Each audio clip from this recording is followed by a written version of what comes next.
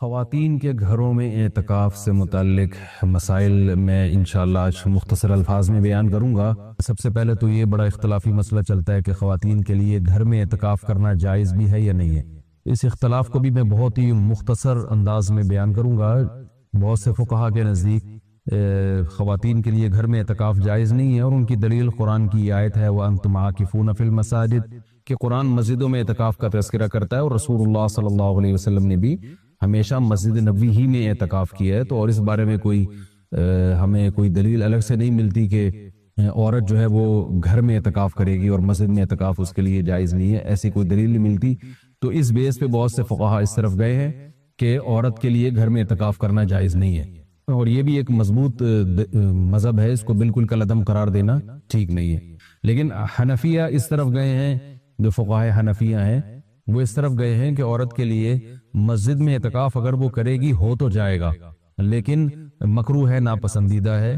اور جو علماء عورت کے مسجد میں اعتکاف کے قائل ہیں انہوں نے بھی بہت بڑی جماعت اس کو ناپسندیدہ بہرحال کہتی ہے، جیسے امام شافعی نے مکروہ لکھا ہے کہ عورت کے لیے مسجد میں اعتکاف کرنا مکروہ ہے۔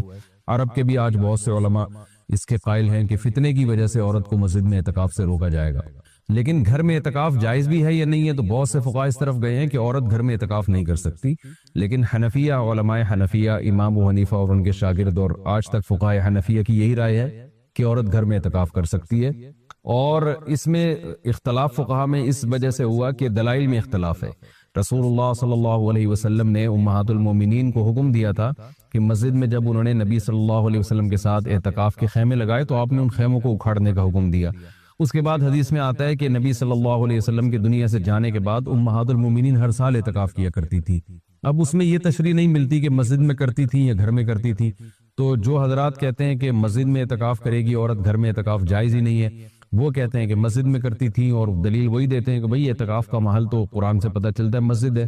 اور جو علماء جیسے حنفی فقہا وہ اس طرف گئے ہیں کہ نہیں وہ گھر میں کرتی تھی، ان کی دلیل یہ ہے کہ نبی صلی اللہ علیہ وسلم نے جب مسجد میں ان کے خیمے اکھاڑ دیے تو اس بات پھر یہ بعید ہے کہ وہ مسجد میں اعتکاف کرتی ہوں، کیونکہ مسجد میں بیٹھنے کو نبی نے ناپسند کیا تھا۔ تو میرا مقصد، صرف بتانے کا مقصد یہ ہے کہ کیونکہ اختلاف اور فرقواریت کا دور ہے نا، تو کوئی بھی کسی دوسرے کی دلیل کو نہ سننے کے لیے تیار نہ ماننے کے لیے تیار۔ تو اس بارے میں دونوں طرف مضبوط دلائل ہیں۔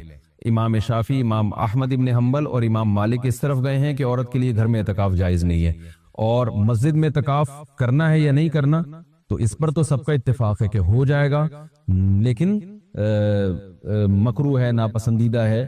زیادہ تر علماء کی یہی رائے ہے۔ اور گھر میں اعتکاف ہوگا یا نہیں ہوگا تو تینوں ائمہ کی رائے ہے کہ گھر میں اعتکاف عورت کے لیے جائز نہیں ہے، لیکن امام حنیفہ کی رائے ہے کہ جائز ہے۔ تو اختلافی مسئلہ ہے فقہا میں، اور جب مجتہدین میں کسی مسئلے میں اختلاف ہو جائے اور نصوص سے ہمیں کسی ایک طرف یقینی دلائل نہ مل رہے ہوں تو اس میں اعتدال کا راستہ ہی اختیار کرنا چاہیے۔ آپ کسی بھی رائے کو فالو کریں، مگر دوسرے کو یہ نہ کہیں کہ یہ قرآن و سنت سے بالکل 100% متصادم ہے، یہ نہیں کہا جا سکتا۔ عبداللہ بن عباس رضی اللہ تعالیٰ عنہ سے مروی ہے کہ آپ نے مسجد میں اعتکاف کو بدعت قرار دیا، تو اس میں بھی جو علماء کہتے ہیں کہ عبداللہ بن عباس سے مروی ہے کہ آپ نے گھر میں اعتکاف کو بدعت قرار دیا ہے، تو اس میں بھی یہ واضح نہیں ہے کہ عورت کے لیے بھی گھر میں اعتکاف کو بدعت قرار دیا، کیونکہ وجہ اس کی یہ تھی کہ بعض تابعین عورت کے لیے گھر میں اعتکاف کو جائز سمجھتے تھے۔ تو عین ممکن ہے کہ عبداللہ بن عباس کا مقصد ان لوگوں پہ رد کرنا ہو کہ جن لوگوں نے مردوں کے لیے گھر میں اعتکاف کو جائز کر دیا، ان کے عمل کو بدعت قرار دے رہے ہو۔ بہرحال مختصر میں جو خلاصہ میری بحث کا یہی ہے کہ دونوں طرف دلائل ہیں، اور دونوں طرف کسی بھی رائے کو آپ ایسے نہیں کہہ سکتے کہ بس یہی عین قرآن و سنت ہے اور باقی سراسر گمراہی ہے۔ کسی بھی کی بھی کوئی رائے ہو، کسی کی وہ اپنی رائے کو بیان کر سکتا ہے۔ تو ہمارے ہاں بر صغیر میں چونکہ فقہ حنفی کو فالو کیا جاتا ہے، تو اس لیے خواتین مسجدوں میں گھر میں بہت بڑی تعداد میں اعتکاف کرتی ہیں۔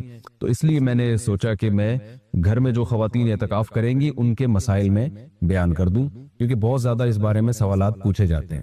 جو خواتین گھر میں اعتکاف کریں گی وہ گھر میں ایک مخصوص کمرے کو جس میں عام طور پہ وہ نماز پڑھتی ہیں وہ خاص کر دیں، کیونکہ بہت سی خواتین یہ پوچھتی ہیں کہ ہم پورا گھر ہی اگر فرض کر لیں اعتکاف میں، تو میں ان سے کہتا ہوں پھر پورا محلہ ہی فرض کر لیں، تو اس میں کیا جا رہا ہے؟ تو ایسا نہیں ہوتا کہ پورا گھر یا پورا محلہ، اعتکاف کا ایک خاص مقصد ہوا کرتا ہے، وہ مقصد پورا گھر کو متعین کرنے سے حاصل نہیں ہوگا۔ تو ایک مخصوص کمرہ اپنے لیے متعین کر لیں، اور وہ کمرہ جس میں عام طور پہ وہ نماز پڑھتی ہیں۔ پھر اعتکاف کے مسائل وہی ہیں کہ کہ اعتکاف کی حالت میں بلا ضرورت شدیدہ اس جگہ سے باہر نہیں جا سکتی. جو انسان کے ضروری حاجات ہیں ان کے لیے جا سکتی ہیں، قضاء حاجت کے لیے گھر اس کمرے سے باہر نکل سکتی ہیں. کھانا لینے کے لیے، جیسے کھانا پہنچانے والا کوئی نہیں ہے تو کھانا لینے کے لیے بھی جا سکتی ہیں. اگر کھانا پکانے والا کوئی نہ ہو یا ہو مگر وہ پکانے کے لیے تیار نہ ہو تو کھانا پکانے کے لیے کچن میں بھی جا سکتی ہیں، پکائیں اور واپس اپنے کمرے میں لا کے کھائیں. اس کمرے میں جو شادی شدہ خواتین ہیں وہ شوہر بھی آ سکتا ہے اس کمرے میں، لیکن وہ خود باہر نہیں جا سکتی. لیکن میاں بیوی کے جو ازدواجی تعلقات ہوتے ہیں وہ اعتکاف کے دوران بالکل ناجائز ہیں، ان سے اعتکاف ٹوٹ جائے گا. تو اور بھی کوئی محرم رشتہ دار وہ اس کمرے میں ان سے آ کے ملاقات کر سکتے ہیں، بات چیت کر سکتے ہیں، لیکن وہ بلا ضرورت شدیدہ اس کمرے سے باہر نہیں جا سکتی. کمرے میں رہنا پڑے گا ان کو، اور اس میں وہ بات چیت بھی کر سکتی ہیں، اپنا کوئی دنیا کا کام بھی کر سکتی ہیں، کوئی سلائی کڑھائی بھی کر سکتی ہیں. اور اصل میں اعتکاف نام ہوتا ہے اپنے آپ کو باؤنڈ کر لینے کا. تو اللہ کے لیے آپ نے اپنے آپ کو باؤنڈ کر لیا ہے. اصل حکم تو یہی ہے کہ مسجدوں میں باؤنڈ کیا جائے، لیکن میں نے بتایا کہ اختلافی مسئلہ ہے. اس میں بعض فقہاء اس کے قائل ہیں کہ مسجدوں میں جانا چونکہ فتنے کا سبب ہے، اب عورت کو اگر اعتکاف کی اجازت نہ دی جائے تو وہ ہمیشہ کے لیے اعتکاف سے محروم ہو جائے گی. تو اس لیے انہوں نے یہ گنجائش دی ہے کہ وہ گھر میں اعتکاف کر سکتی ہے. تو اپنے آپ کو اس جگہ باؤنڈ کریں، زیادہ کوشش کریں کہ زیادہ سے زیادہ ٹائم ان کا عبادت میں گزرے. تو مجبوری کے تحت گھر سے باہر اس کمرے سے باہر نکلا جا سکتا ہے، اور اس کمرے میں کوئی بھی جا کے جو بھی محرم ہے ان کے پاس بیٹھ سکتا ہے، بات چیت کر سکتا ہے. بچے بھی آ سکتے ہیں وہاں پہ، ان بچوں کی کوئی خدمت کرنی ہو، جیسے ان کو کھلانا ہو، ان کو پڑھانا ہو، وہ اس کمرے میں بیٹھ کے خواتین کر سکتی ہیں جو اعتکاف میں بیٹھی ہوئی ہیں. اچھا، روزہ اعتکاف کے ساتھ ضروری ہے. اگر روزہ ٹوٹ گیا تو اعتکاف بھی ٹوٹ جائے گا. اس لیے جن خواتین کو اعتکاف کے ایام میں مینسز آ جاتے ہیں تو ان کا روزہ بھی ٹوٹے گا، ساتھ ساتھ اعتکاف بھی ٹوٹ جائے گا. تو خواتین جب 10 دن کا اعتکاف کریں تو اس بات کا اہتمام کریں، ان کو اپنی تاریخیں معلوم ہو اور ان کو یہ اطمینان ہو کہ ان 10 دنوں میں وہ پاکی کے ایام میں رہیں گی، ان کو جو مینسز ہیں وہ جاری نہیں ہوں گے. تو اس بات کا پہلے اہتمام کریں. جن خواتین کا یہ خیال ہے کہ ان کو مینسز آ سکتے ہیں وہ اعتکاف میں نہ بیٹھیں یا نفلی اعتکاف کر لیں. تو سنت اعتکاف کے لیے طہارت بھی شرط ہے، کیونکہ اس میں روزہ ضروری ہے سنت اعتکاف کے لیے. اور خوشبو کا استعمال کر سکتی ہیں اس دوران، اور جو ہے وہ کسی عالم کے بیان سن سکتی ہیں، کوئی دینی کلاسز لے سکتی ہیں، اور اس میں جو ہے وہ فون پہ بات کر سکتی ہیں. تو یہ تمام چیزیں جائز ہیں. لیکن اعتکاف کا پورا مقصد جبھی حاصل ہوگا جب عبادت زیادہ سے زیادہ کی جائے. لہذا خواتین جو بھی گھر میں اعتکاف کریں گی ان کو اس اپنا پوری ترتیب اور شیڈول بنانا چاہیے. صبح و شام کی تسبیحات، تلاوت، اور زیادہ سے زیادہ عبادت، اور لیلۃ القدر کا حصول، اور گناہوں سے توبہ. رمضان کا جو مقصد ہے، اعتکاف کا جو بنیادی مقصد ہے وہ کیا ہے کہ آپ کی حالت چینج ہو جائے، آپ کو گناہوں سے توبہ کی توفیق مل جائے. تو یہ سب کام کا اہتمام کرنا چاہیے. اور مرد جو مسجد میں اعتکاف میں بیٹھیں گے ان کے بھی وہی مسائل ہیں جو خواتین کے ہیں کہ مسجد سے باہر نہیں وہ جا سکتے. مسجد کے اندر رہ کے جو بھی جائز کام ہے وہ کر سکتے ہیں. اس میں اگر کوئی اپنی پڑھائی کرنا چاہیں تو پڑھائی بھی کر سکتے ہیں. اس میں اصل تو یہ کہ عبادت کریں جس کے لیے آپ بیٹھیں یہاں پہ، لیکن جائز کام جتنے بھی ہیں جو مسجد کے آداب کے خلاف نہ ہو وہ بھی اعتکاف میں کیے جا سکتے ہیں. اس میں کوئی حرج نہیں ہے. اعتکاف میں بہت سے لوگوں کو عادت ہوتی ہے سگریٹ پینے کی، پہلے سے ہی عادت ہوتی ہے، تو وہ ان کو تو افطاری میں فوراً سگریٹ چاہیے، وہ پاگل ہو جاتے ہیں. سگریٹ پینا بہت بری حرکت ہے، اس سے توبہ کر لیں. بلکہ اعتکاف میں بیٹھے اسی نیت سے کہ آپ یہ 10 دن تک سگریٹ کو ہاتھ نہیں لگائیں گے. اصل مسئلہ تو یہی ہے کہ سگریٹ چھوڑ دیں آپ. لیکن اگر نہیں چھوٹ رہی آپ سے تو اب اعتکاف نہ چھوڑیں آپ. اس بہانے ہو سکتا ہے اعتکاف میں ہی اللہ آپ کو توبہ کی توفیق دے دے. لیکن بہرحال نہیں چھوٹ رہی ہے تو پھر آپ یہ کر سکتے ہیں، اعتکاف میں آپ نے جب سگریٹ پینی ہے، میں ترغیب نہیں دے رہا کہ پیا کریں سگریٹ، کوئی مجبوری ہے پینی ہے، اس کا دماغ خراب ہو گیا ہے، اور وہ ایسا نہ ہو کہ اعتکاف والوں کو کوٹنا، مارنا، پیٹنا شروع کر دے. تو بعض لوگ اس چکر میں اعتکاف میں نہیں بیٹھتے کہ ہمیں تو سگریٹ کی عادت ہے تو ہم اعتکاف میں کیسے بیٹھے. تو آپ اعتکاف میں بیٹھ جائیں بہرحال. تو پھر سگریٹ اگر پھر بھی آپ نے پینی ہے تو پھر اس کا طریقہ جو بتاتے جاتا ہے کہ سگریٹ پینے کے لیے تو آپ نکل نہیں سکتے کیونکہ شرعی ضرورت ہے نہیں. تو واش روم جتنی دیر آپ یوز کرتے ہیں اسی دوران آپ سگریٹ پی لیں، یہ اس میں اعتکاف نہیں ٹوٹے گا آپ کا. تو یہ چند مسائل تھے. اسی طرح نسوار کی کسی کو عادت ہے، اب مسجد میں ظاہر ہے نسوار کی کہ اسمیل آتی ہے، بدبو آتی ہے، گٹکے، پان، یہ ساری جو چیزیں ہیں بدبودار ہوتی ہیں. تو ان سب کا یہی حکم ہے کہ اگر کسی نے یوز کرنا ہے ان کو تو وہ پھر جو ہے نا اس دوران یوز کر لے. تو تاکہ، اور اگر کسی کو نسوار کی بو نہیں آ رہی ہے تو پھر ایک الگ بات ہے، وہ تو اب مجھے نہیں پتا کہ مسجد میں آپ نسوار استعمال کرتے ہیں تو لوگوں کو بدبو آتی ہے کہ نہیں آتی۔ تو یہ چند مسائل تھے اعتکاف کے جو میں نے آپ کے سامنے پیش کیے، اور اعتکاف میں اپنے ٹائم کو جو ہے ضائع ہونے سے بچانا چاہیے، عبادت کریں زیادہ سے زیادہ، شرعی مسائل سیکھیں، موبائل کا استعمال اعتکاف میں کم سے کم کریں۔ ٹک ٹاک اور انسٹاگرام، اس میں آپ کو پتہ ہے بڑی بےہودگی ہوتی ہے، لڑکیوں کی ویڈیوز آنا شروع ہوتی ہیں، تو اس میں مسجد میں اگر آپ یہ لڑکیوں کی ویڈیوز وغیرہ دیکھیں گے تو یہ بہت بڑا جرم ہے، خوب سمجھ لیں، بہت اللہ کے غضب کو دعوت دینے والی بات ہے، اللہ کو بہت غضب آئے گا۔ اس سے بہتر ہے آپ اعتکاف کریں ہی نہیں، کیونکہ آپ اللہ کے گھر میں بیٹھے ہو، اللہ کے مہمان بن کے آئے ہوئے اور وہیں اللہ کے غضب کو دعوت دے رہے ہو، تو یہ کتنا غضب کی بات ہے۔ اس سے اعتکاف کا ثواب نہیں ملے گا آپ کو، بلکہ جب آپ شعائر اللہ کی توہین کرتے ہیں نا، تو علماء کہتے ہیں اس سے انسان کے ایمان چھننے کا خطرہ ہوتا ہے، اس کا خطرہ ہوتا ہے کہ اس کی موت کفر پہ واقع ہوگی، ایمان پہ باقی نہیں ہوگی۔ تو مسجدوں میں آ کے ٹک ٹاک میں لڑکیوں کو دیکھنا اور فیس بک پہ اس طرح کی چیزیں، پھر آ کے وہاں اپنی گرل فرینڈ سے باتیں کرنا اعتکاف میں آ کے، یہ سارے حرام کام چھوڑ دیں، یہ بہت بڑا جرم ہے۔ مسجد میں جیسے نیکی کا ثواب بڑھ جاتا ہے تو گناہ کا عذاب بھی کئی گنا بڑھ جاتا ہے۔ جو خواتین گھروں میں اعتکاف کرتی ہیں تو اس کمرے کے اندر جہاں وہ اعتکاف کریں گی وہاں ان کے شوہر بھی آ کے ان سے بات چیت کر سکتے ہیں، ان کے بھائی بہنیں جتنے بھی محرم رشتہ دار ہیں سب آ سکتے ہیں۔ ہاں البتہ یہ ہے کہ میاں بیوی کا جو ریلیشن ہے وہ اعتکاف میں حرام ہے، ناجائز ہے، تو باقی یہ کہ وہ وہاں سب ملاقات کے لیے آ سکتے ہیں، البتہ وہ خاتون پردے کا اہتمام کریں۔ اعتکاف کی حالت میں نامحرم سے باتیں کرنا یا بے پردہ ہو کے نامحرم کے سامنے بیٹھ جانا یہ زیادہ بڑا گناہ ہے، کیونکہ اعتکاف ایک عبادت ہے، شاعر اللہ میں سے ہے، تو یہ اس پھر اعتکاف کی توہین ہوگی۔ تو جو خواتین گھر میں اعتکاف کریں گی تو وہ پردے کا بہت زیادہ اہتمام کریں، اس دوران کسی نامحرم سے گپ شپ نہ لگائیں، کوئی ضرورت کی بات ہو تو بہرحال کی جا سکتی ہے۔ اچھا اعتکاف نفلی بھی ہوتا ہے، یہ تو سنت اعتکاف ہے جس کی سخت پابندیاں ہیں، تو اصل ثواب تو یہی ہے جو نبی صلی اللہ علیہ وسلم سے ثابت ہے، لیکن بعض لوگ نفلی اعتکاف بھی کر رہے ہوتے ہیں کہ رمضان کے آخری عشرے میں 3 دن کا اعتکاف، 1 ہفتے کا اعتکاف، تو اس میں پھر کوئی پابندیاں نہیں ہے، پھر اس کا وہ ثواب بھی نہیں ہے جو 10 دن کے اعتکاف کا ہوتا ہے، تو اس میں پھر کوئی پابندیاں بھی نہیں ہے، تو وہ ویسے ہی بس آپ وہ بیٹھ جائیں جا کے، جتنا دیر مسجد میں اعتکاف کے لیے سے آپ گزار سکتے ہیں گزار لیں، وہ پھر کسی چیز سے نہیں ٹوٹتا۔ تو لیکن اصل اعتکاف وہ سنت اعتکاف ہے، اس کے اہتمام کی کوشش کریں۔ ہم نوجوانوں کو ترغیب دیتے ہیں کہ چلو تم سے 10 دن کا سنت اعتکاف نہیں ہو رہا تو نفلی اعتکاف کر لو، چلو کسی بہانے وہ مسجد میں آئیں تو صحیح، نہ مسجد میں جڑیں تو صحیح، مسجد کے ماحول سے تو متاثر ہو، شاید کچھ اللہ کی باتیں سننے کی ان کی توفیق ملے، اللہ کرنے کی توفیق دے، مل جائے ان کو۔ ہم نے بہت سارے لوگوں کی زندگی اعتکاف میں تبدیل ہوتے دیکھی ہے، تو اعتکاف کو ہلکا نہیں لینا چاہیے، یہ انسان کی زندگی کو بالکل یو ٹرن کی طرح گھما دیتا ہے، تو اس لیے بڑھ چڑھ کے کوشش کریں، اللہ تعالیٰ عمل کی توفیق عطا فرمائے۔ پاکستان سے کسی نے پوچھا ہے جی میں روز پارک میں ایکسرسائز کرتا ہوں، مجھے ایک صاحب نے کہا کہ کیوں؟ اچھا، مجھے ایک صاحب نے کہا کہ اس پارک میں سیویج کا پانی استعمال ہوتا ہے، اس لیے اس پارک کی گھاس ناپاک ہے، اگر آپ اس پر ورزش کریں گے تو آپ کے کپڑے ناپاک ہو جائیں گے اور ان کپڑوں میں نماز نہیں ہوگی، اس بارے میں رہنمائی فرمائیے کہ سیوریج کا پانی گھاس پر ڈالنے کے کتنی دیر کے بعد اس پر ورزش کر سکتے ہیں؟ عام طور پر صبح 10 یا 11 بجے پانی دیا جاتا ہے، میں مغرب یا فجر کے بعد اس پہ ورزش کرتا ہوں۔ دیکھیں سیوریج کا پانی یا گٹر کا پانی، کوئی بھی چیز جب زمین پہ ڈالی جائے تو جب دھوپ لگنے سے یا کسی بھی طرح وہ مٹی میں تحلیل ہونے سے اس کی بدبو ختم ہو جائے، اس کے اثرات ختم ہو جائیں تو وہ پاک سمجھا جائے گا۔ تو اب پارک میں اگر پانی ڈالا جاتا ہے اور آپ جب ایکسرسائز کرتے ہیں تو آپ کو کوئی اسمیل نہیں آ رہی ہوتی، اس سے کسی قسم کی کوئی بدبو نہیں آ رہی ہوتی، تو پھر وہ پاک ہی ہے، کیونکہ سارا دن دھوپ پڑی ہے اس کے اوپر۔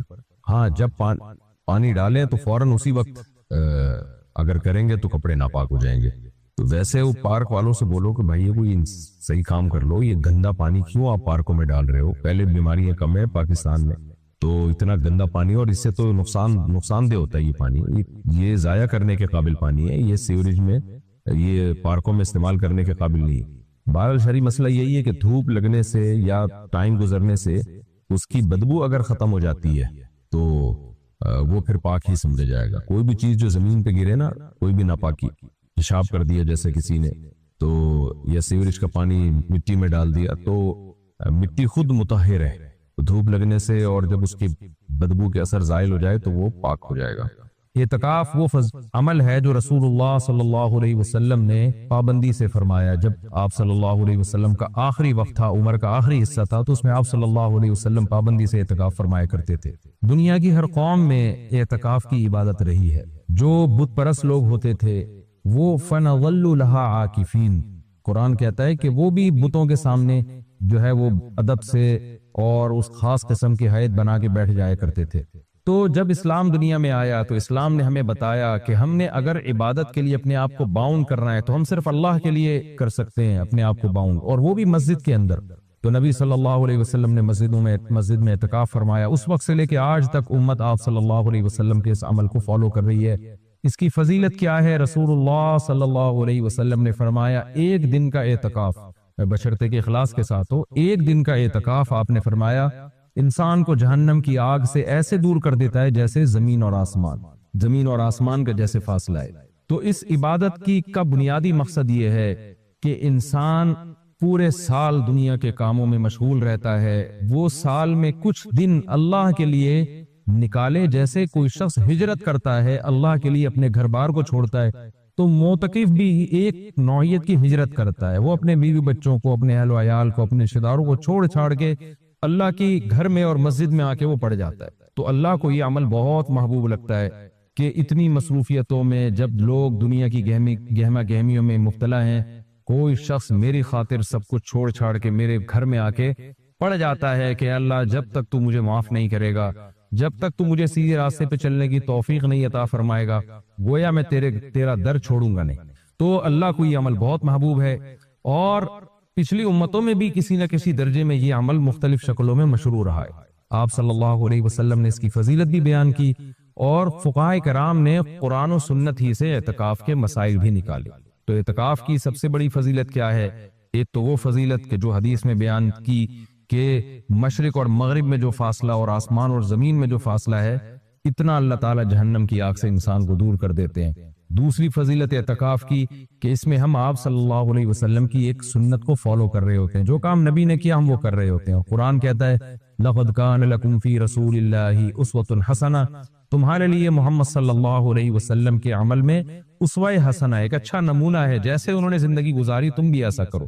تو نبی صلی اللہ علیہ وسلم کی سنت اس سے زندہ ہوتی ہے۔ دوسری فضیلت، تیسرا فائدہ اعتکاف میں کیا ہوتا ہے کہ آپ 10 دن جب مسجد کے ماحول میں گزارتے ہیں، مسجد کی ایک روحانیت ہوتی ہے، مسجد گناہوں سے پاک جگہ ہے، تو اس کچھ بھی نہ کریں، اس روحانیت کے اثرات آپ کے دل کے اندر جذب ہوتے ہیں، لاشعوری طور پر آپ کا دل اندر سے تبدیل ہوتا ہے۔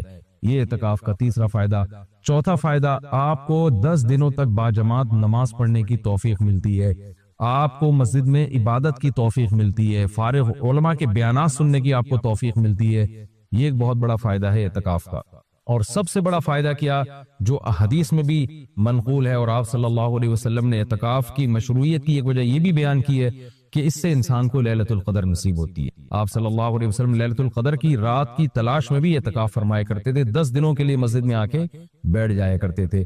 تو معتکف کو یقینی طور پر لیلۃ القدر کی رات ملتی ہے، بالفرض اگر وہ سوتے ہوئے میں بھی لیلۃ القدر کی رات گزر جائے اور اس سے عبادت نہ ہو سکے تو کم از کم اعتکاف والی عبادت تو اس کو لیلۃ القدر میں ملے گی۔ وہ قیامت کے دن یہ تو کہہ سکتا ہے اے اللہ لیلۃ القدر کی رات میں نے کوئی عبادت نہیں کی، لیکن اعتکاف والی عبادت مجھ سے ہوئی ہے اس لیے کہ میں مسجد کے اندر موجود تھا۔ تو اعتکاف والے حضرات کو چاہیے کہ اعتکاف میں اگر آپ کچھ نہیں بھی کرتے، صرف فرض نماز پر اکتفا کرتے ہیں، تو آپ کو اعتکاف کا پھر بھی ثواب ملے گا۔ لیکن یہ جب اللہ کی طرف سے اتنا بہترین پیکج آپ کو ملا ہوا ہے، آپ فارغ بھی ہیں، رمضان کا آخری عشرہ بھی ہے، اپنے آپ کو آپ نے باؤنڈ کیا ہوا ہے مسجد میں، تو سو کے یہ وقت گزار دینا یہ بہت بڑے اجر سے محرومی کا ذریعہ ہے۔ اس لیے معتکف کو اپنا وقت زیادہ سے زیادہ عبادت میں، تلاوت میں، نماز میں، دعاؤں میں لگانا چاہیے۔ اعتکاف میں انسان کی دعائیں بہت قبول ہوتی ہیں، تو رات کا آخری حصہ بھی ہو اور رمضان کا آخری عشرہ بھی ہو اور اعتکاف کی حالت بھی ہو، تو اتنے یعنی دعا کی قبولیت کا اس سے بڑا سبب کوئی ہو نہیں سکتا۔ تو معتکفین حضرات کو راتوں کے آخری حصے میں دعاؤں کا بہت زیادہ اہتمام کرنا چاہیے، اور معتکف کو چاہیے کہ رمضان کا یہ جو آخری عشرہ آپ نے اعتکاف کے لیے سلیکٹ کیا ہے، تو اس میں صرف اعتکاف برائے اعتکاف نہ ہو، بلکہ یہ ایک ورکشاپ ہونی چاہیے جس میں آپ یہ نیت کریں کہ میں جب مسجد سے نکلوں گا تو میں مکمل چینج ہو چکا ہوں گا۔ اگر آپ کی داڑھی نہیں ہے، آپ اعتکاف میں نیت کریں میں داڑھی کٹانے سے توبہ کروں گا۔ اگر آپ سود کھاتے ہیں، آپ نیت کریں میں 10 دن ایسے گزاروں گا کہ جب میں باہر نکلوں تو میں سود سے توبہ کر چکا ہوں۔ اگر بد نظری کی عادت ہے، آپ 10 دن اعتکاف میں اللہ سے دعا مانگیں کہ مجھ سے بد نظری چھوٹ جائے، اور یہ نیت کریں کہ میں اعتکاف میں نکلنے سے پہلے اعتکاف سے نکلنے سے پہلے اس لعنت سے توبہ کر چکا ہوں گا۔ اگر آپ کو دھوکہ دینے کی عادت ہے، بد اخلاقی کی عادت ہے، ماں باپ کا دل دکھانے کی عادت ہے، بیوی کا حقوق نہیں ادا کر رہے، بچوں کے ساتھ رحمت والا معاملہ نہیں کر رہے، اخلاق خراب ہے آپ کے، ان تمام بیماریوں سے اور ان تمام گناہوں سے توبہ کا فیصلہ کریں۔ بلکہ میں تو یہاں تک معتکفین کو کہتا ہوں، جو میں نے علماء سے سنا ہے، کہ اعتکاف میں جس دن بیٹھیں سب سے پہلا کام آپ یہ کریں کہ اپنے گناہوں کی ایک لسٹ بنا لیں کہ بھئی میرے اندر یہ گناہ ہے، نماز قضا کر دیتا ہوں، میں شراب پیتا ہوں، میں بدنظری کرتا ہوں، یا میں اللہ نہ کرے اور کوئی بڑا جرم کر رہا ہوں، تو سارے جرائم کی لسٹ بنائیں اور پھر آپ یہ نیت کریں اور وہ پرچی اللہ کے سامنے دعا میں رکھا کریں، اللہ یہ میرے جرائم ہے تو مجھے ان سے توبہ کرنے کی توفیق دے دے، تو پھر وہ اعتکاف حقیقت میں آپ کا اعتکاف بنے گا۔ اور میں نے اپنی زندگی میں دیکھا ہے کہ جنہوں نے صحیح طرح سے اعتکاف کیا ان کی زندگیاں ہمیشہ کے لیے تبدیل ہو گئی۔ اکثر توبہ کرنے والے وہ ہوتے ہیں جو اعتکاف میں جا کر ان کو توبہ کی توفیق ملتی ہے۔ تو یہ بہت بڑی عبادت ہے، اس کا اہتمام کرنا چاہیے۔ دوسری بات، پہلے دن سے اپنا عبادت کا کوئی اسکیجول بنا لینا چاہیے۔ ایسا نہ ہو کہ آپ آگے بیٹھ گئے، اب سوچنے میں 3 دن گزار دیں گے کہ آپ نے کرنا کیا ہے۔ تو اپنا ایک اسکیجول بنائیں کہ بھئی تہجد کتنی، تراویح کی تو پابندی کرنی ہے، تہجد کتنی پڑھنی ہے اور کتنے پارے اس میں پڑھنے ہیں، یا کتنی مقدار میں تلاوت اس میں کرنی ہے، تسبیحات کتنی کرنی ہے، کون سی کرنی ہے، دعا کس وقت مانگنی ہے، کتنی دیر مانگنی ہے، یہ پورا ایک اسکیجول پہلے سے ہونا چاہیے آپ کا۔ کھانے پینے کی ترتیب تو پہلے دن بن جاتی ہے کہ سحری کون لے کر آئے گا، افطاری کون لے کر آئے گا، اور رات کا کھانا کون لے کر آئے گا، اور چائے کب پینی اور کون کس وقت لے کر آئے گا، یہ تو ترتیب میں پوری بن جاتی ہیں۔ تو یہ تو آپ باہر بھی کر سکتے تھے، یہ کام اعتکاف تو عبادت کے لیے ہے، تو عبادت کی ترتیب بنانا یہ چائے اور کھانے پینے کی اور پکوڑے اور سموسوں کی ترتیب سے زیادہ ضروری ہے اعتکاف میں۔ تو شروع میں اس کا اسکیجول بنا لینا چاہیے۔ اس بارے میں کچھ مسائل بھی ہیں کہ اعتکاف کن چیزوں سے ٹوٹتا ہے۔ پہلی بات تو یہ کہ اگر آپ کا روزہ ٹوٹ گیا تو اعتکاف بھی خود بخود ٹوٹ جائے گا۔ اعتکاف جب بھی ٹوٹے گا تو قضا 1 دن کی ہوتی ہے اس کی۔ جیسے کسی کا اعتکاف ٹوٹ گیا تو وہ اگلے ہی دن مغرب سے پہلے قضا کی نیت کر لے، اور یہ نیت کرے کہ میں جو آج اعتکاف ٹوٹا ہے اس کی میں قضا کر رہا ہوں، کیونکہ وہ سنت اعتکاف تو اب اس کا ختم ہو جائے گا، وہ ایک قضا اعتکاف کرے اور پھر آگے نفلی اعتکاف کی نیت سے مزید دن اگر باقی ہیں تو مسجد میں بیٹھ جائے، تو وہ 24 گھنٹے روزے کے ساتھ قضا اعتکاف کی نیت کر لے گا، یعنی 24 گھنٹے اعتکاف ہوگا اور روزے کے ساتھ، روزہ جو صبح صادق سے غروب آفتاب تک ہوتا ہے۔ کن چیزوں سے اعتکاف ٹوٹتا ہے میں اس پہ تذکرہ کر رہا تھا۔ ایک، روزہ اگر ٹوٹ گیا تو اعتکاف بھی ٹوٹ جائے گا۔ دوسرا، بلا شرعی عذر اگر آپ مسجد سے باہر نکل گئے تو آپ کا اعتکاف ٹوٹ جائے گا۔ شرعی عذر کیا ہے؟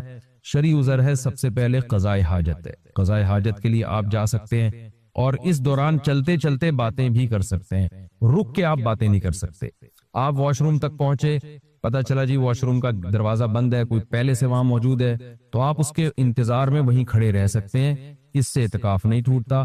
وہاں کھڑے کھڑے آپ کسی سے موبائل پہ بھی بات کر سکتے ہیں، آپس میں بھی بات کر سکتے ہیں۔ ہاں، بندہ باہر نکل آیا اور پھر بھی آپ موبائل پہ لگے ہوئے ہیں تو آپ کا اعتکاف ٹوٹ جائے گا، کیونکہ اب یہ آپ کا کھڑا ہونا یہ شرعی عذر کے بغیر ہے۔ وضو کے لیے آپ جا سکتے ہیں، جب آپ وضو کے لیے گئے تو نل کا کھولا، اپنے وضو کے دوران آپ بات چیت کر رہے ہیں، اس سے اعتکاف نہیں ٹوٹے گا۔ وہ الگ بات ہے وضو کے دوران بات چیت نہیں کرنی چاہیے، لیکن اس سے اعتکاف نہیں ٹوٹے گا، کیونکہ آپ نے اس بات چیت میں الگ سے ٹائم نہیں لگایا، وضو کے دوران ہی آپ نے بات چیت کی ہے، وضو آپ نے پراپر طریقے سے کیا، اور اب آپ وہاں بیٹھے بیٹھے وضو کی دعا پڑھ رہے ہیں یا کچھ اور پڑھ رہے ہیں تو اس سے بھی اعتکاف ٹوٹ جائے گا، کیونکہ پراپر وضو کرنے کے بعد آپ پر لازم تھا کہ آپ اٹھ کے مسجد میں آئے۔ ہاں، جلدی وضو کرنا ضروری نہیں ہے، بعض لوگ وہمی ہوتے ہیں، وہ سمجھتے ہیں میں اعتکاف سے مسجد سے باہر نکل کے وضو کروں تو بہت اسپیڈ میں کریں، ایسا کچھ بھی نہیں ہے۔ تمیز سے، آرام سے، شرافت سے، اعتدال سے آپ وضو کریں، جو پراپر طریقہ ہے وضو کرنے کا۔ جب آپ وضو میں قلی کر رہے ہیں تو اس دوران آپ ٹوتھ پیسٹ یا برش بھی کر سکتے ہیں مسواک کی نیت سے۔ ہاں، وضو کرنے کے بعد الگ سے ٹوتھ پیسٹ یا مسواک کرنے کے لیے مسجد سے باہر جانا، اس سے اعتکاف ٹوٹ جائے گا۔ وضو کے دوران وضو ہی کی نیت سے یہ کام کیا جا سکتا ہے۔ تو اس سے اعتکاف نہیں ٹوٹے گا۔ اسی طرح اگر کسی کے لیے گھر سے کھانے پینے کا انتظام نہیں ہو رہا، کوئی لا کے دینے والا نہیں ہے، تو وہ مجبوراً کھانا کھانے کے لیے بھی باہر جا سکتا ہے، کیونکہ یہ کھانا بھی انسان کی بنیادی ضرورتوں میں سے، آپ ہوٹل سے کھانا خریدنے کے لیے مجبوری میں جا سکتے ہیں اور لا سکتے ہیں۔ غسل کے لیے، فرض غسل کے لیے تو اعتکاف سے باہر نکلنا بالکل جائز ہے۔ سنت غسل کے لیے جو راجح قول ہے، جو دلیل کے لحاظ سے قوی ہے، اس کے مطابق سنت غسل کے لیے آپ اعتکاف کے لیے مسجد سے باہر نہیں جا سکتے، چاہے وہ جمعے کا دن ہو یا کوئی بھی دن ہو۔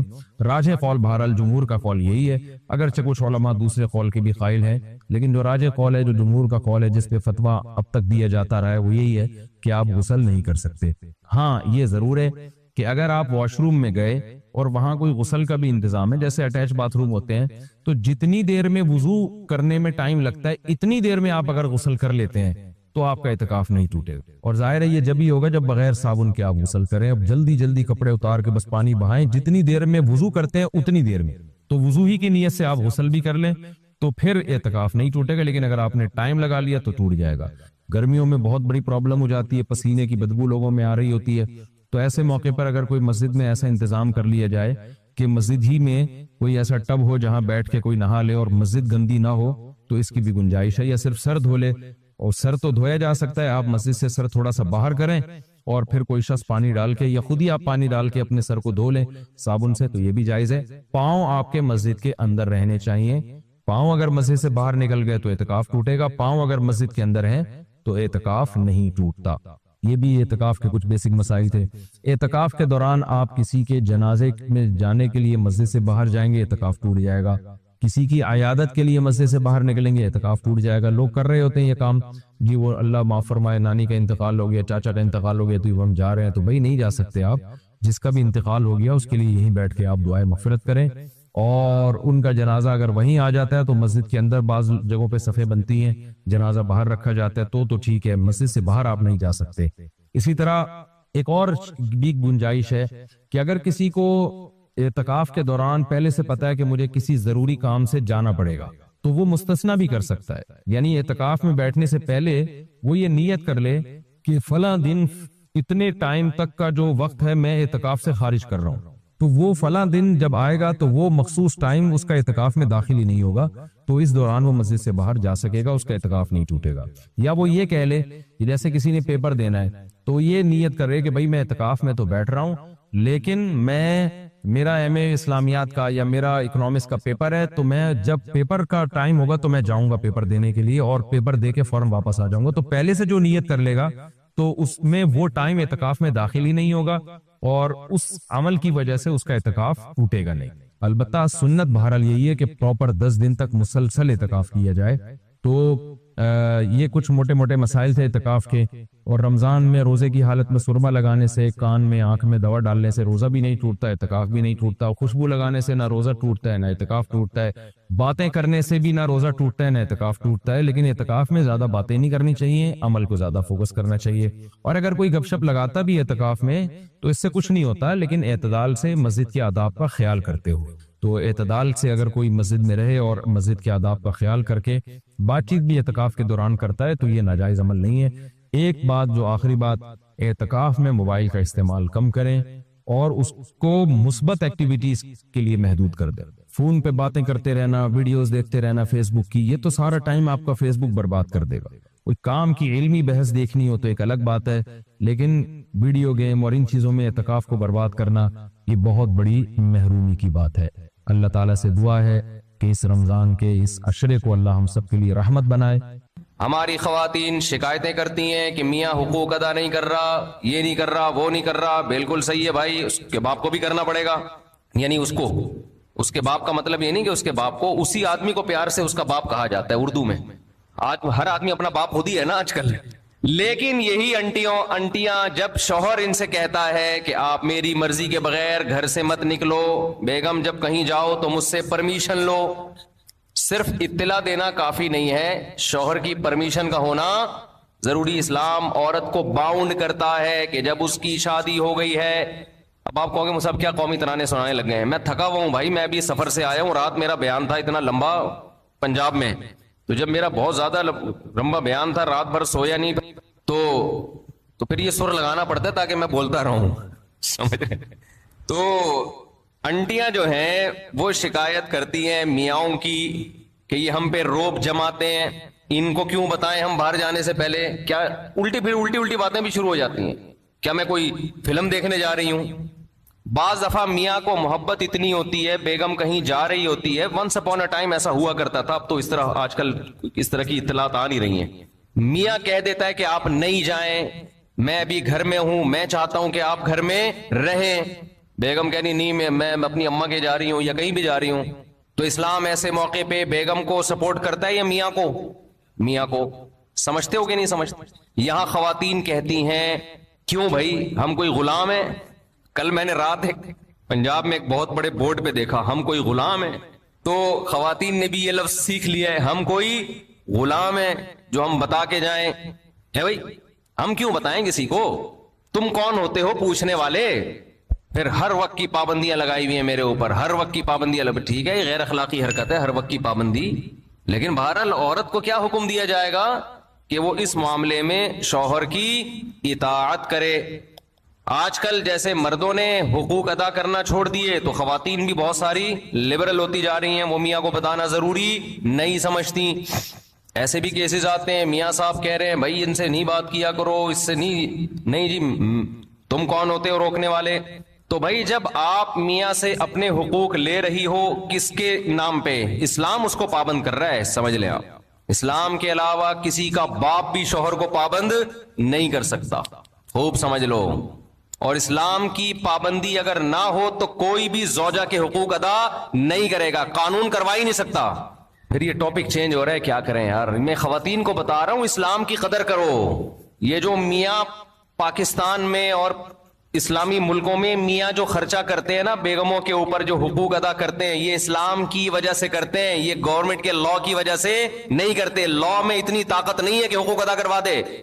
گوروں نے کتنے زبردست لا بنا کے مسلط کیے, انہوں نے بھی بالآخر ہتھیار ڈال دیے کہ بھئی قانون کے ذریعے شوہر عورت کے حقوق ادا کرے, یہ پاسبل نہیں ہے.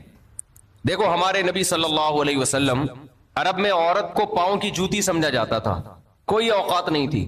ہمارے نبی نے مدینہ میں جا کے قانون نہیں پاس کروایا کہ جو عورت کی توہین کرے گا اس کو اتنے سال کی جیل ہوگی. ایسا ہمیں کوئی یہ قانون سے یہ چیزیں گرفت میں آتی نہیں ہیں. قانون میں پہلے تو یہ توہین کی ہے کہ نہیں کی ہے, پھر توہین کی ڈیفینیشن کیا ہے. میاں کہہ رہے کہ ہمارے ہاں تو پیار سے گالیاں دی جاتی ہیں. ہمارے یہاں کیا؟ کل ایک صاحب آئے, انہوں نے کہا مجھے میری بیوی نے بہت گالیاں دی ہیں نا, بہت پڑا ہوا, کہیں پنجاب میں بیٹھا ہوا تو کہیں, تو میری بیوی نے بہت گالیاں دی ہیں. میں نے کہا کیا گالیاں دی ہیں؟ کہہ رہے یار صاحب کیا؟ میں نے کہا ترجمہ کر کے بتا دو. میں نے کہا ایز اٹ از گالی تو نہیں بتاؤ, لیکن آسان لفظوں میں اس کو ذرا مفہوم بیان کرو, آسان لفظوں میں اس کا مفہوم بیان کرو. یہ عرض کر رہا تھا کہ نبی صلی اللہ علیہ وسلم کے دور میں بیٹی کو زندہ دفن کیا جاتا تھا. پاؤں کی جوتی سے بھی بدتر سمجھا جا رہا ہے کہ نہیں سمجھا جا رہا؟ تو آپ صلی اللہ علیہ وسلم نے قانون سازی نہیں کی ہے مدینہ میں کہ کورٹ میں عورت کیس کرے شوہر توہین کر رہا ہے. یہ بہت مبہم چیزیں ہوتی ہیں, مبہم چیزیں ہوتی ہیں, اور قانون کے ذریعے ان چیزوں کی گرفت نہیں ہو سکتی ہے. بلکہ آپ صلی اللہ علیہ وسلم نے یہ بتایا کہ میں اللہ کا پیغمبر ہوں, اور دلائل سے ثابت کیا. اللہ نے اتنے معجزے دیے جس سے صحابہ کو یقین ہو گیا کہ آپ کس کے پیغمبر ہیں؟ اللہ کے. پھر قرآن میں اللہ نے آیتیں نازل کی, لَقَدْ كَانَ لَكُمْ فِي رَسُولِ اللَّهِ أُسْوَةٌ حَسَنَةٌ, تمہارے لیے پیغمبر کی زندگی میں بہترین نمونہ ہے. فالو کرنا ہے تو کس کو فالو کرنا ہے؟ پیغمبر کو.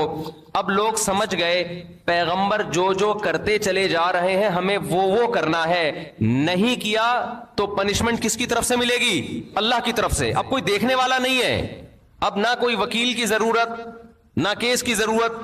کس کا خوف بٹھا دیا ہے؟ اللہ کا. تو پھر صحابہ نے پیغمبر کا عمل کیا دیکھا؟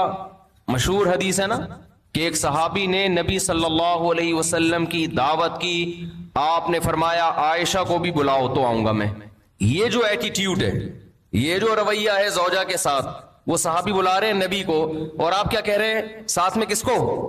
زوجہ کو بھی بلاؤ.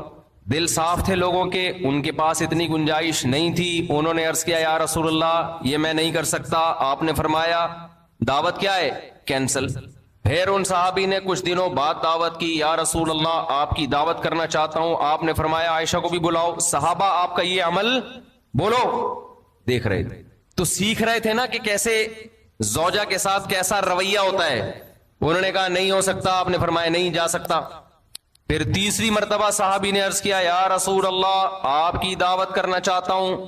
اچھا میرے سے یہ بیان خواتین سنتی ہیں نا, وہ کہتی ہیں آئے کاش مفتی صاحب کتنے اچھے ہیں, اللہ اپنی بیگموں کے ساتھ کیسے ہوں گے. تو مجھے وہ لطیفہ یاد آتا ہے, جو مولوی اس طرح بیویوں کے حقوق بیان کر رہا ہوں نا, خواتین بڑی متاثر ہوتی ہیں کہ ان کے گھر والے کتنے خوش قسمت ہوں گے, ان کی تو کبھی دعوت ہوتی ہوگی تو کہتے ہوں گے اب بیگم کے ساتھ بلاؤ تو آؤں ورنہ میں نہیں آ رہا, جاؤ. تو وہ لطیفہ تمام خواتین سن لیں. ایک آدمی جو تھا نا ڈرائیونگ کر کے اپنی بیگم کو لاتا, بیگم اگلی سیٹ پہ بیٹھی ہوتی, اس کی بیگم اسکول ٹیچر تھی, تو لاتا اسکول کے باہر گاڑی کھڑی کرتا, اترتا, بیگم کا گیٹ کھولتا, دروازہ نا لاک کھولتا, وہ جاتی تو خواتین دوسری دیکھتی یار کتنی رسپیکٹ دے رہا ہے, خود اترتا ہے ڈرائیوروں کی طرح دروازہ کھولتا ہے باہر سے نا. رشتے آنا شروع ہو گئے. ایک اور شادی ہو گئی اس کی اسی چکر میں نا, خواتین نے خود کہ بھائی اتنی عزت دے رہا ہے یار ہمیں بھی چاہیے اس کی بیوی بن جائے ہم. 2 شادیاں ہو گئی. پھر بیگم کو, پہلی والی بیگم اسکول ٹیچر تھی, اس کو لے کر آتا, اترتا, باہر سے دروازہ کھولتا, 3 شادیاں ہو گئی بھائی. صحیح ہے نا. وہ بھی گھننا بنا ہوا ہے, بتا نہیں رہا ہے کسی کو اصل کہانی کیا ہے. اس نے کہا ہونے تو خود سے آ رہا ہے بھائی, اور خواتین دیکھ رہی ہیں متاثر ہو رہی ہیں بھائی ماشاء اللہ ماشاء اللہ. پھر ایک دن آیا, دروازہ ایسے ہی کھولا, چوتھی بھی ہو گئی. بعد میں پتا چلا یہ دروازہ باہر سے کھلتا ہے, اندر سے لاک خراب ہے اس کا. یہ جو دروازہ ہے اس کا لاک اندر سے خراب. تو جب تک پوری تحقیق نہ کر لو نا بھائی کسی سے متاثر مت ہو. تو ضروری نہیں ہے کہ جو مولانا صاحب ممبر پہ بیٹھ کے بڑے اچھے اچھے بیانات کر رہے ہیں خود بھی اتنے اچھے ہوں, یہ کوئی ضروری نہیں ہے. اس لیے زیادہ انسپائر ہونے کی ضرورت نہیں ہے. تو نبی صلی اللہ علیہ وسلم نے کیا فرمایا کہ عائشہ کو بھی بلاؤ. تو تیسری دفعہ میں جب انہوں نے دعوت دی, تو جب آپ نے فرمایا کہ عائشہ کو بھی بلاؤ, تو انہوں نے عرض کیا کہ ٹھیک ہے. تو صحابہ آپ صلی اللہ علیہ وسلم کا یہ عمل اپنی آنکھوں سے بولو دیکھ رہے تھے. اب کوئی قانون سازی کی ضرورت نہیں تھی, اللہ نے پہلے بتا دیا تھا کہ تم نے فالو کس کو کرنا ہے, پیغمبر کو فالو کرنا ہے, ان کا رویہ دیکھنا ہے. حضرت عمر رضی اللہ تعالی عنہ کی زوجہ نے ایک دفعہ اونچی آواز سے بات کی تو وہ غضبناک ہو گئے کہ یہ کیا بھائی. انہوں نے فرمایا کہ پیغمبر, پوری حدیث کے الفاظ مجھے یاد نہیں ہیں, انہوں نے فرمایا کہ پیغمبر صلی اللہ علیہ وسلم کی زوجہ کبھی پیغمبر صلی اللہ علیہ وسلم سے اونچ نیچ ہو جاتی ہے. وہ اونچ نیچ ہوئی تھی نا, حضرت زینب نے حلوہ بنا کے بھیجا, حضرت عائشہ رضی اللہ تعالی عنہا مسجد نبوی میں حجرے کے باہر موجود تھی, صحابہ کرام بیٹھے ہوئے تھے, حضرت زینب نے کچھ حلوہ بنا کے بھیجا. حضرت عائشہ رضی اللہ تعالی عنہا کو غیرت آئی کہ میری باری میں سوکن کی مداخلت کیوں ہو رہی ہے. امی عائشہ نے وہ حلوہ کی برتن اٹھا کے زمین پہ دے مارا اور اس کو توڑ دیا. میں اکثر اس موقع پہ کہتا ہوں بھائی اگر ہم اور آپ میں سے کوئی ہوتا اور دوست بھی یہ منظر دیکھ رہے ہوتے تو غیرت کا مسئلہ بناتے کہ نہیں بناتے, اور دوستوں کو واقعہ سناتے کہ میری بیگم نے ایسے حلوہ میرے سامنے برتن توڑا, میں نے رکھ کے 2 لگائے. تیرا بھائی ڈرتا ورتا کسی سے بولتے ہیں نا. ہمارے نبی صلی اللہ علیہ وسلم نے کیا فرمایا, سید الانبیاء, آپ نے اس کی ایک اچھی لاجک پیش کی. فرمایا غارت امکم, تمہاری ماں کو غیرت آ گئی ہے, یہ محبت میں ہوا ہے. سمجھ رہے ہیں کہ نہیں سمجھ رہے. ان کو یہ ہوا کہ باری میری ہے تو کسی اور کے گھر سے گفٹ کیوں آ رہا ہے دوسری زوجہ کے گھر سے, تو یہ غیرت میں کیا. یہ کوئی غصہ نہیں ہوئے, زمین پہ بیٹھ کے وہ برتن اٹھا لیا, اور جب حضرت عائشہ کا غصہ ٹھنڈا ہوا تو فرمایا کہ برتن کے پیسے دے دینا. زمان تو آئے گا نا, یہ تو نہیں کہ غیرت میں آپ نے کسی کچھ بھی کر لو تو زمان تو آتا ہے نا. تو میں جب یہ حدیث پڑھی میں حیران ہوا, میں نے کہا یار اگر ہم لوگ ہوتے تو ہم یہ واقعہ 30 لوگوں کو بھی سناتے, بھائی تیری بھابھی نے ایسا کیا آج, اور تجھے پتا ہے ہم سسرال سے ڈرتے ورتے نہیں, اور دوست بھی مردانگی کے چیلنج دیتے ہیں, تو جورو کا غلام ہے, تیرے گھر میں برتن ٹوٹ رہے ہیں, صحیح ہے نا, تیرے گھر میں کیا ہو رہا ہے, اور وہ بھی تیرے دوستوں کے سامنے, شاگردوں کے سامنے. کوئی تمیز ہے یار, رکھ کے لگایا کیوں نہیں تو نے. لیکن صحابہ نے یہ منظر بھی اپنی آنکھوں سے دیکھا. یہ حدیث تو صحابی بیان کر رہے ہیں نا کہ نبی نے اس کی توجیح کی, غارت امکم, تمہاری ماں کو غیرت آ گئی. تبھی تو حدیث میں آتا ہے. دیکھو یہ واقعہ سننے میں الگ ہے, سننے میں تو آپ سمجھ رہے ہو بھائی نارمل ہے, حقیقت یہ ہے کہ جب گزرتی ہے تو پتہ چلتا ہے کہ اس کے لیے تھوڑے بہت اخلاق کافی نہیں ہے، بہت بڑا ظرف ہونا چاہیے. اور خاص طور پر وہ پیغمبر جن کو سب فالو کر رہے ہیں، مقتدا اور رہبر ہیں، جن سے افضل اس کائنات میں اللہ نے کسی کو پیدا کیا نہیں ہے. تو اسی وجہ سے حدیث میں آتا ہے کہ تم میں سب سے بہتر وہ ہے جس کے اخلاق اچھے ہیں، اور آپ نے فرمایا میرے اخلاق تم میں سب سے زیادہ اچھے ہیں. اور یہ بھی آپ صلی اللہ علیہ وسلم نے فرمایا خیارکم خیارکم لأہلہ، تم میں سب سے بہتر اللہ کے نزدیک وہ ہے جو اپنے گھر والوں کے ساتھ سب سے اچھا ہے. یہاں کہ پھر وہی بات آ جاتی ہے، ہم مغربی کلچر کو فالو کر رہے ہیں، ان میں گھر والے نہیں ہوتے، ان کے ہاں سب برابر ہیں. اسلام ترجیح کس کو دیتا ہے؟ رشتوں کو. دیکھو گورا تھینک یو سے بات کرتا ہے، ہر ایک سے اس کا تھینک یو برابر ہے. کسٹمر سے بھی وہی تھینک یو، عام آدمی سے بھی وہی thank you, excuse me, please, یہ جو ان کے الفاظ ہیں نا، یہ سب سے کیا ہیں؟ برابر ہیں. اسلام میں سب کے لیے برابر نہیں ہے. اسلام میں سب سے پہلے ماں باپ ہیں، پھر میاں بیوی ہیں، پھر بچے ہیں، بھائی بہن ہیں، یہ ہیں رشتے. آج کتنے لوگ دوستوں سے بڑی تمیز سے بات کر رہے ہوتے ہیں، ہو ہا ہی، گھر میں آتے ہی ایسے جیسے چنگیز خان نے بغداد پہ حملہ کیا ہے. گھر میں تمیز سے داخل ہی نہیں ہوتے، مسکراتے چہرے کے ساتھ داخل نہیں ہوتے، سلام نہیں کرتے. جو میں نے آبزرو کیا ہے نا، جس کی لاٹھی اس کی بھینس. جو پاورفل ہے نا وہ حاوی ہے بس. مرد اگر پاورفل ہے تو وہ حقوق نہیں دے گا، وہ دبائے گا حقوق. عورت طاقتور ہے تو وہ مرد کو کھا جائے گی، مرد طاقتور ہے تو عورت کو کھا جائے گا. جس کی لاٹھی اس کی بھینس. جب اللہ کے خوف سے حقوق ادا ہوتے ہیں، اللہ کی چاہت میں حقوق ادا ہوتے ہیں، تو آپ طاقتور ہو تو بھی حقوق ادا کرو گے، آپ کمزور ہو تو بھی. کیونکہ آپ کو پتا ہے کہ میں کس کی وجہ سے حقوق ادا کر رہا ہوں، مجھ پر کون ہے؟ اللہ ہے. میں اس کو راضی کرنے کے لیے کر رہا ہوں. تو میں اس کر رہا تھا کہ جب تک اللہ کا یقین اور اللہ کی سزا کا خوف اور اللہ کی جنت کا یقین نہیں ہوگا، انسان ایک دوسرے کے حقوق بھی ادا نہیں کریں گے. تو اب میں اصل جو انٹیوں کی بات کر رہا تھا کہ بہت ساری انٹیاں آج کل اپنے آپ کو پابند نہیں سمجھتی شوہر کے حقوق کا. تو ان انٹیوں سے میں یہ کہتا ہوں کہ دیکھو، میاں جو آپ کو کے حقوق ادا کر رہا ہے اس کی بیس کیا ہے؟ اسلام ہے نا. اسلام نہ ہو تو پھر کیا ہے بھائی؟ آزاد گھومو پھرو، کیا ضرورت ہے؟ تو آپ بھی ان اسلام کی پابندیوں کو قبول کرو جو اسلام نے آپ کے اوپر لگائی ہیں. اور وہ پابندی یہ لگائی ہے کہ سربراہ کون ہے؟ بولو نا، میاں ہے. دیکھو جو بات انسان زبان سے بار بار بولتا ہے نا، دل میں اثر کرتی ہے 100%. کہتے ہیں کہ جو ماہر نفسیات ڈاکٹروں کے بارے میں سنا کہ ان کی تحقیق ہے کہ جتنے خودکشی کے کیسز آئے ہیں نا، ان میں زیادہ تر وہ لوگ ہیں جو زبان سے کہا کرتے تھے کہ میں خودکشی کر لوں گا. جو زبان سے نہیں کہتے وہ کرتے بھی نہیں ہیں.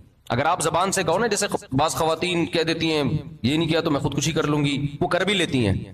مرد بعض دفعہ یہ اس کی کوئی خواہش پوری نہیں ہوتی، کہیں رشتہ طے ہوا، شادی نہیں ہو رہی، دھمکیاں دیتا میں خودکشی کر لوں گا. تو آپ سمجھ رہے ہوتے ہیں میں ایسے ہی کہہ رہا ہوں، میں کروں گا نہیں.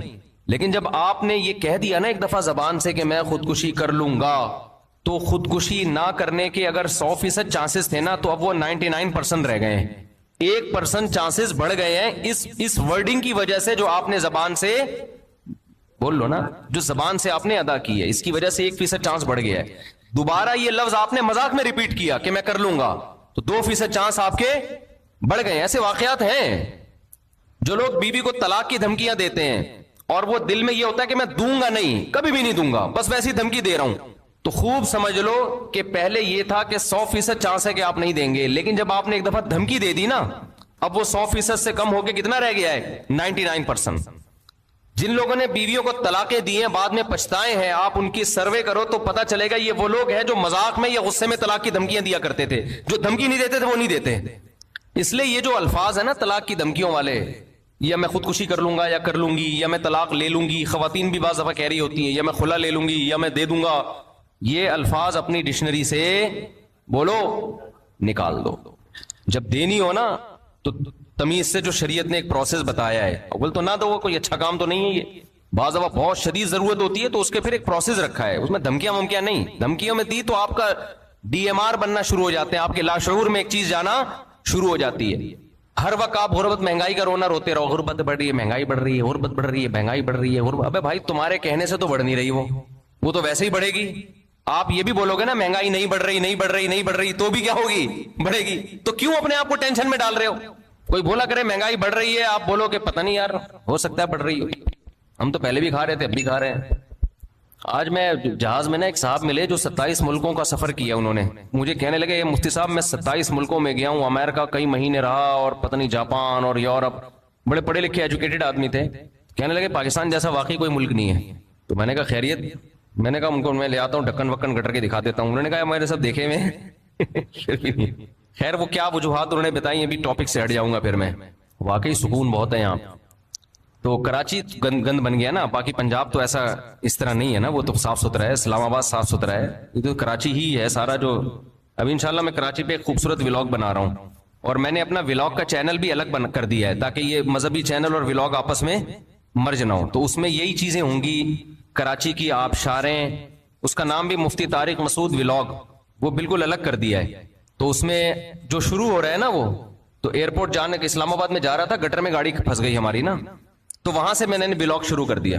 2 رکشے گٹر کا پانی بہ رہا تھا، اس میں الٹے ہوئے تھے نا، ایک ٹرک آدھا الٹا ہوا تھا، اور گٹر پتہ نہیں اتنا گٹر نکل کہاں سے رہا ہے. میں تو حیران ہو رہا ہوں، اتنا تو لوگ کھا نہیں رہے لیکن اتنا واللہ عالم. بہرحال ایک حیرت کی بات ہے. تو میں نے کہا میں نے دیکھو یورپ کی بھی آپ کو پیرس کی وہ دکھائی ہے، وہاں کی آبشاریں، اب ذرا کراچی کی آبشاریں بھی دیکھ لیں آپ ماشاءاللہ. تو تھوڑی سی شاید حکمرانوں کو غیرت آ جائے. نیت یہ ہے، چیزیں وائرل ہوتی ہیں تو حکمرانوں کو تھوڑی سی غیرت آ جائے. تو اس میں دکھائے ہیں کراچی کی آبشاریں، اور کیسے بڑے بڑے ٹرالر جو ہیں وہ ان کھڈوں میں جا رہے ہیں. اس میں دکھائے ہیں گہری خوبصورت کھائیاں بھی ہیں اور پہاڑیاں بھی ہیں الحمدللہ. وہ کس ڈیزائن کی پہاڑی ہیں وہ آپ اس میں دیکھ لیے گا. اور پھر سندھ حکومت زندہ باد کے نعرے بھی لگوائے میں نے لوگوں سے. کوئی غلط بیانی نہیں ہے اس میں، زندہ باد نا، اللہ کرے آباد رہے ہمیشہ. خیر تو اب دیکھو یہ بھی ویل للمطففین میں داخل ہے کہ آپ کیا کرتے ہیں، اپنے حقوق اسلام کا لیبل لگا کے پورے پورے وصول کر رہے ہیں. جب حقوق دینے کی باری آتی ہے تو کلچر کا سہارا لے رہے ہیں، یورپ امریکہ کا سہارا لے رہے ہیں. تو بھائی یا تو پورے امریکہ جیسے بن جاؤ، یا پورے کدھر کو آ جاؤ، پورے اسلام کی طرف آ جاؤ نا، پورے ادھر کو آ جاؤ. اپنے مفاد میں اسلام، خواتین خلا لیتی ہیں نا کورٹ سے، کسی مفتی سے نہیں پوچھ رہی ہوتی کہ خلا ہوا ہے کہ نہیں ہوا. جی ہم تو ملک کی قانون کو مانتے ہیں، جی ملک بھی تو اسلامی ہے نا. لیکن جب اپنا مفاد ہوگا، اپنا کہیں فائدہ ہوگا تو پھر کس سے رجوع کیا جائے گا؟ مفتیان کرام سے.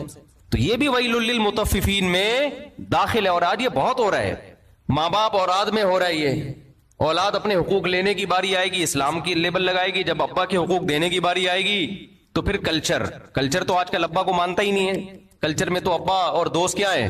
برابر ہے. ابا تیز لہجے سے بات کریں تو بیٹے کو غصہ آتا ہے. کلچر تو یہی ہے. اسلام غصہ جاری کرنے کی ابا پہ اجازت، بولو. اب وہ لاشور میں جائے گا نا جب بولو گے کہ نہیں دیتا. تو یہ تو میں جو اصل کہہ رہا تھا نا، میں خواتین کو ایک گزارش ہے میری، مرد کو نا یہ حدیث بار بار نوٹ کرے کہ نبی صلی اللہ علیہ وسلم کی موجودگی میں امی عائشہ نے برتن توڑا. یہ 2 حدیث مرد لوگوں کو میں بیان بھی کرے، اس سے اس کے لاشعور میں یہ چیز چلی جائے گی. جو بد اخلاق آدمی ہے نا، بدتمیز قسم کے، یہ سوچا کرو جب شادی نہیں ہوئی تھی تو کسی سٹائل میں بات کرتا تھا میں، وہ ریکارڈ کر کے رکھا کرو اپنے. میں جب نکاح پڑھاتا ہوں نا، دولہا سے کہتا ہوں قبول ہے تو کہتا ہے قبول ہے. میں کہتا ہوں بھائی اس اسٹائل میں قبول جس اسٹائل میں شادی کے بعد بات کرے گا بیگم سے. سمجھ میں آ رہی ہے بات؟ شادی کے بعد جس اسٹائل میں آپ کا جو لب و لہجہ ہوگا نا، وہ یہ نہیں ہوگا اتنی تمیز سے، گواہوں کو آواز ہی نہیں جا رہی قبول ہے کی. اسی طرح چیخو جس طرح بعد میں تم نے چیخنا ہے. پھر وہ ذرا زور سے بولتا ہے، پھر بھی اس اسٹائل میں نہیں بولتا جیسے بعد میں اس نے بولنا ہے آگے جا کے. تو آدمی کو چاہیے یہ 2 حدیثیں یاد کر لے ہر مرد کو، اور دوستوں میں اس کو بتائے. اس کا بڑا فائدہ ہوتا ہے. ایک حدیث امی عائشہ نے برتن توڑا دوستوں کی موجودگی میں، آپ نے اس کی توجیہ بیان کی کہ غارت امکم، تمہاری ماں کو غیرت آ گئی، اور کوئی غصے کا اظہار نہیں کیا، برتن اٹھا دیا بس. تو یہ جو کہتے ہیں نا رکھ کے، کوئی دوست بیان کر رہا ہوں نا میں نے تو رکھ کے چماٹ لگایا. اچھا وہ آگے یہ نہیں بتا رہا ہوتا پھر کھائے کتنے میں نے، وہ اسکپ کر رہا ہوتا ہے وہ. تو یہ حدیث آگے بتایا کریں. دوسری وہی دعوت والی، عزت کتنی دے رہے ہیں اپنی زوجہ کو. کتنے لوگ ہیں سعودی عرب میں جاب کر رہے ہیں، امریکہ میں جاب کر رہے ہیں، اللہ نے گنجائش بھی دی ہے، بھائی اپنی بیگم کو ساتھ لے کے جاؤ. وہ کہتے ہیں یار گزارا مشکل ہو جائے گا. سب گزارا تو مشکل ہو جائے گا، لیکن تمہاری شادی اس لیے تھوڑی ہوئی کہ بیگم یہاں رہے تم اس کو کھلاؤ، صرف کھلانے کے لیے تھوڑی ہوئی ہے. زوجہ کا جو مطلب ہے، صاحبہ کہتے ہیں عربی میں، ساتھ رہنے والی. ساتھ رہنے والی. تو ساتھ رہنے والی کیا, جب آپ جاب کرنے کے لیے گئے سعودی عرب یا کہیں گئے, ایک سال کے بعد آپ مہینے میں ایک دفعہ, سال میں ایک دفعہ آ رہے ہو, اور ریٹائرمنٹ پہ اب آپ ہو گئے, 20-25 سال تو بیگم کے بغیر گزر گیا نا, تو یہ صاحبہ کہاں سے ہو گئی؟ ساتھ, صاحبہ کہتے ہیں ساتھ رہنے والی. کوئی بہت ہی غریب ہو بیچارہ نہیں افورڈ کر سکتا, اس کے احکام الگ ہیں, لیکن نارملی ایسا نہیں ہوتا اور نہیں ہونا چاہیے. اللہ کا خوف پیدا کرنا چاہیے. جہاں جا رہے ہو, شریف آدمی ویسے بھی کوشش کرتا ہے کہ بیگم ساتھ ہو, کیونکہ وہ ریموٹ کنٹرول کی طرح آپ پہ نظر رکھتی ہے, لہذا کوشش ہوتی ہے عزت دار لوگوں کی بیگم کو ساتھ لے کے جاؤ. دوسرا یہ حدیث جو میں نے بتائی نا, 2 حدیثیں, یہ اگر آپ آگے نقل کریں گے نا تو اپنے حالات شاید کچھ سیٹنگ پہ آ جائیں. اور خواتین کو پتہ ہے کیا سوچنا چاہیے, عورت کو یہ حدیث بار بار, قرآن کی آیت الرجال قوامون علی النساء, اللہ نے سربراہ کس کو بنایا ہے؟ مرد کو. سر کا تاج کس کو بنایا ہے؟ مرد کو بنایا. آقا کس کو بنایا ہے؟ عورت مرد کی غلام نہیں ہوتی, ماتحت ہوتی ہے. غلام اور ماتحت میں فرق ہے. دیکھو آپ آفس میں ہوتے ہو, آپ کا ایک باس ہوتا ہے, آپ اس باس کے غلام نہیں ہوتے, لیکن کیا ہوتے ہو؟ ماتحت ہو. صدر, وزیر اعظم, ہم ان کے غلام نہیں ہیں, لیکن ماتحت ہیں یا نہیں ہیں؟ ماتحت کی ذمہ کام ہوتا ہے, ایک جو سربراہ ہے اس کو عزت دینا, نمبر 2 اس کی اطاعت کرنا. ہر چیز میں رکاوٹ, ہر چیز میں رکاوٹ. کوئی بات میاں کرے فوراً اس کے, ایک آدمی نے کہا میں نے اپنی بچی کی شادی کرنی تھی, ایک رشتہ آیا, مجھے پتا تھا میں بولوں گا تو بیگم میری مخالفت بولے گی, یہاں نہیں کرنی میں نے, تو کہہ رہے میں نے کسی کو بھیج کے بیگم سے کہلوایا کہ اس کا اچھا رشتہ آیا ہوا ہے, لیکن اس کے تمہارے میاں نہیں مان رہے, تو وہ مان گئی فوراً. یہ سچی مچی کا واقعہ ہے, وہ مان گئی. اور میاں گننا بن گیا, نہیں یہاں نہیں کرنا, مجھے یہ بالکل پسند نہیں ہے, میں نہیں کر سکتا یہاں پہ.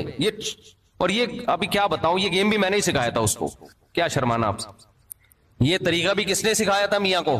مجھے ان دونوں کے حالات پتا تھے کہ میاں بیوی میں نا ہمیشہ ایک دوسرے کے 180 ڈگری پہ چل رہے ہوتے ہیں, اس چکر میں بچی کا بیڑا غرق ہو جائے گا. تو اچھا رشتہ آیا, میاں نے کہا یار میری بیگم, میں بولوں گا نا وہ بولے گی نہیں. وہ کہہ رہی ہے یہ تو بیوقوف آدمی پتہ نہیں کون سا رشتہ اٹھا کے لے آیا. بعض عورتیں یہ بھی سمجھتی ہیں کہ مرد جب گھر میں بچی کی جلدی شادی کرتا ہے تو گویا وہ اپنی جان چھڑانا چاہ رہا ہے. یہ بہت غلط سوچ ہے. بعض دفعہ باپ چاہ رہا ہوتا ہے کہ بچی کا اچھا رشتہ آیا ہے, ابھی کم عمر ہے, لیکن کر دو, اچھا رشتہ ہاتھ سے نکل جائے گا. اس میں خواتین یہ لیبل لگا رہی ہوتی ہیں کہ گویا جان چھڑانا چاہ رہے ہیں بیٹی سے. یہ بہت خطرناک تانا ہوتا ہے مرد کے لیے. کوئی مرد اپنی بیٹی سے جان نہیں چھڑانا چاہتا, وہ اس کے مستقبل کے لیے قربانی دے رہا ہوتا ہے. اب اس کے گھر میں بھی ایسا ہی کہ وہ بیگم تانا دے, جب بھی کوئی رشتہ آئے تو بیگم تانا دیتی جان چھڑانا چاہ رہے ہیں.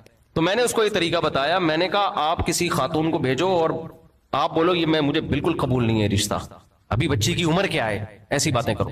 تو ہو گئی شادی, صحیح ہے نا, اور اللہ کا شکر ہے کامیاب شادی بھی.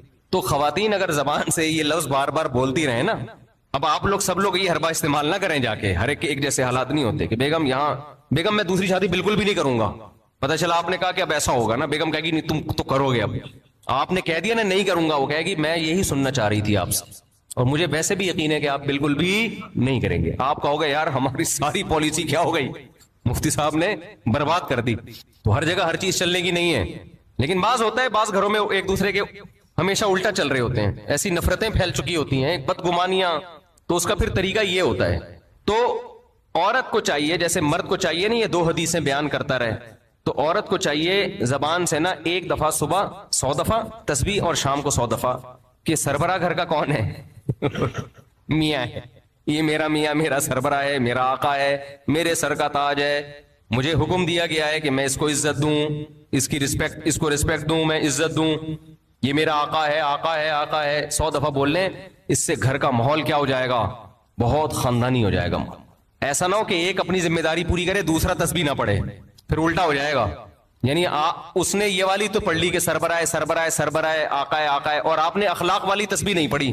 تو جب وہ اور زیادہ پولائٹ ہو جائے گی تو آپ تو اور ظلم ڈھانا شروع کر دو گے اس کے اوپر. پہلے تو وہ ریئیکشن کرتی تھی, اب وہ ریئیکشن بھی نہیں کر رہی, تو اور ظالم بن جاؤ گے آپ.